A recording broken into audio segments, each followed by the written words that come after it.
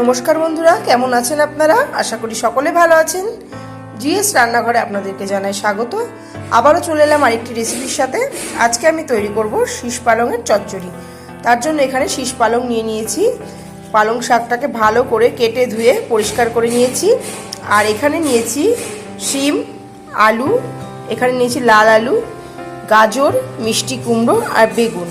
আপনারা ভিডিওটি প্রথম থেকে শেষ পর্যন্ত দেখতে থাকুন। আমার চ্যানেলে নতুন বন্ধু হয়ে থাকলে চ্যানেলটি সাবস্ক্রাইব করার অনুরোধ রইল।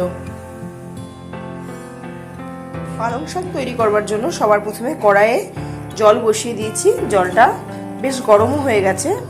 এবার এর মধ্যে কেটে রাখা পালং শাকগুলো দিয়ে দিচ্ছি।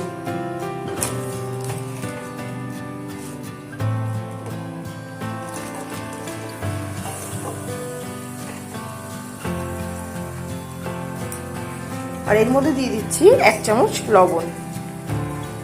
এবারে পালং শাকটাকে সেদ্ধ করে নেব।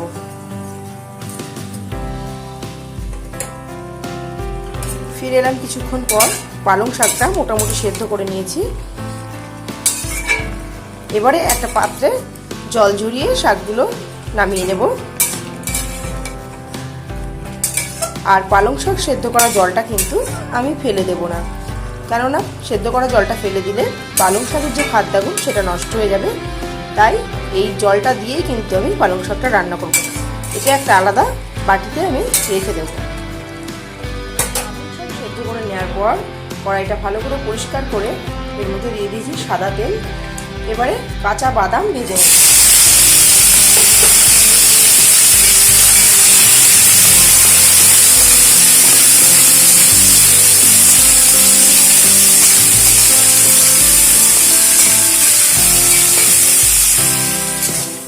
বাদামগুলো লালচে করে ভেজে নিয়েছি। এবারে একটা পাত্রে বাদামগুলোকে নামিয়ে নেব।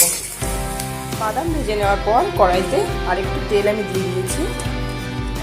এবারে এর মধ্যে সবজি দিয়ে দিচ্ছি। গাজর, আলু আর লাল আলুটা আমি ভেজে নিচ্ছি।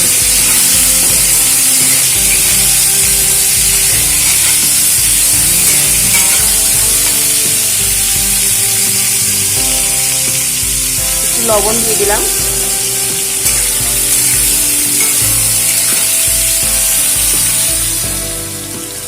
এই সবজিগুলো একটু ভাজা ভাজা হয়ে যাওয়ার পর এর মধ্যে দিয়ে দেবো কেটে রাখা শিম।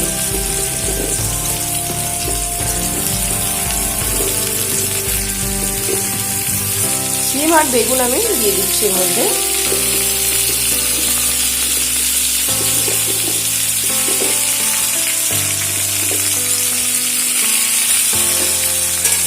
আবারও এগুলোকে একটু ভাজা হতে দেব।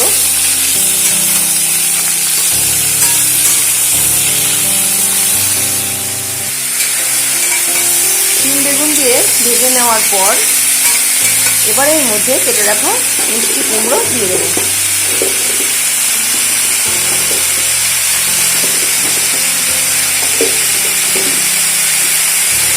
এবারে সমস্ত সবজি খুব ভালো করে ভেজে নেব একসাথে।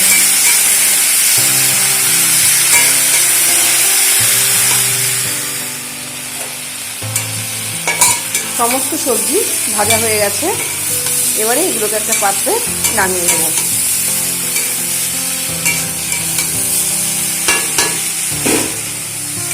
সবজিগুলো ভেজে নেওয়ার পর ওই কড়াইতেই একটু সরষের তেল দিয়ে পালং শাকগুলোকে একটু নাড়াচাড়া করে হালকা ভেজে নেব।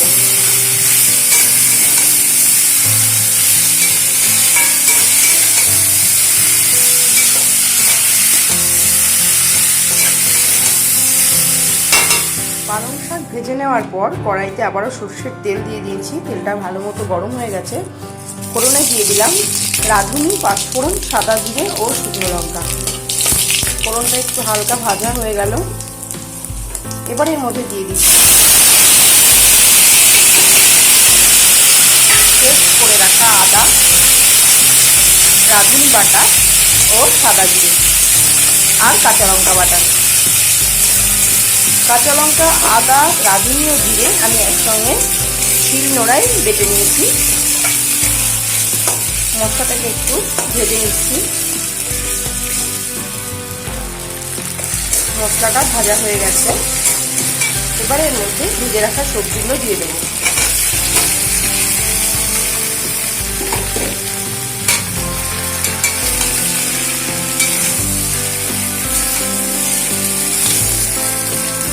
আর দিয়ে দেবো ভেজে রাখা পালং শাক।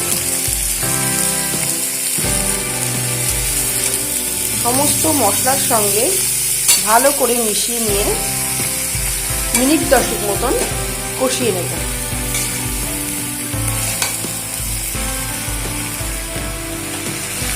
ফিরে এলাম 10 মিনিট পর। 10 মিনিট খুব ভালো করে কষিয়ে নিলাম। আর আমি যেহেতু সেদ্ধর সময় লবণ দিয়েছিলাম, তাই এখন লবণটা স্বাদ বুঝে অবশ্যই দেবেন আপনারা। অল্প পরিমাণ লবণ দিয়ে দিলাম আর দিয়ে দিচ্ছি হলুদ গুঁড়ো আর দিয়ে দেবো ভেজে রাখা বাদাম।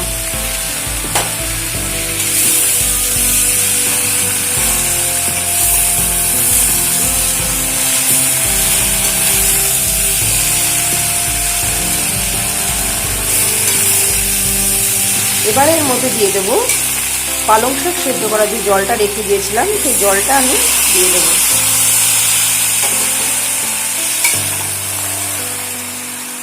পরিমাণ মতন জলটা দিয়ে দিলাম। এবারে শাকটাকে সেদ্ধ হতে দেব। যদিও কষানোতেই কিন্তু আর ভাজাতেই সবজি আর শাক দুটোই অনেকটাই সেদ্ধ হয়ে গেছে, তবু আমি পালং শাক সেদ্ধ করা জলটা দিলাম যাতে আরো ভালোভাবে সেদ্ধ হয়ে যায়। এবারে ফুটতে দেব। 5 মিনিট মতন শাকটাকে রান্না করে নেওয়ার পর একটু নাড়াচাড়া করে দিচ্ছি। শাক কিন্তু প্রায় হয়ে এসেছে। এই সময় আমি এর মধ্যে দিয়ে দিচ্ছি স্বাদ মতো চিনি। চিনি দিয়ে নাড়াচাড়া করে দিচ্ছি আর গ্যাসের ফ্লেমটা মিডিয়ামে রেখে এই সময় কিন্তু শাকটা বারবার নাড়াচাড়া করতে হবে। 2-1 মিনিট বাদে বাদে কিন্তু শাকটা নাড়াচাড়া করতে হবে, না হলে নিচের দিকটা লেগে যেতে পারে। যেহেতু শাকটা প্রায় হয়ে এসেছে,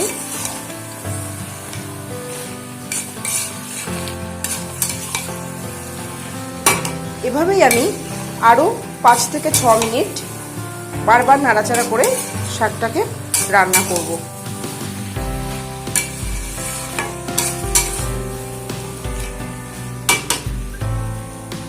ফিরে এলাম 5 থেকে 6 মিনিট পর।